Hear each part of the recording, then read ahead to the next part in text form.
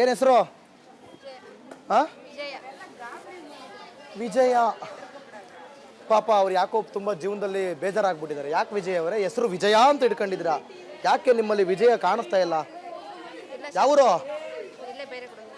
ಅವರಿಗೆ ತಿಂಗಳ 2,000 ರೂಪಾಯಿ ಬರಂಗ್ ಮಾಡ್ರಪ್ಪ, ಅವಾಗ ಅವ್ರು ಖುಷಿ ಆಗ್ತಾರೆ. ಒಂದು 3 ತಿಂಗಳಿಂದ ನಿಂತೈತಂತ ಅದಕ್ಕೆ ಬೇಜಾರಾಗ್ಬಿಟ್ರಲ್ಲ? ಬೇಡವಾ? ಬಂದ್ರೆ ಬರುತ್ತೆ, ಬರ್ದವ್ರಿಲ್ಲ.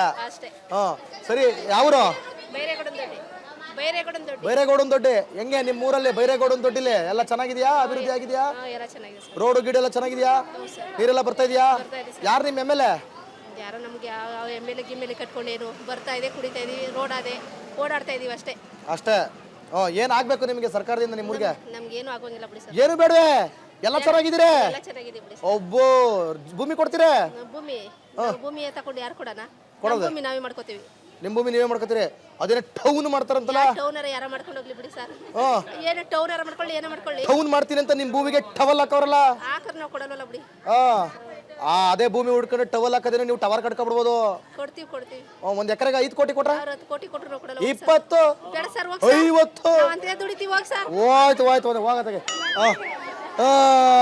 ಹಂಗೆ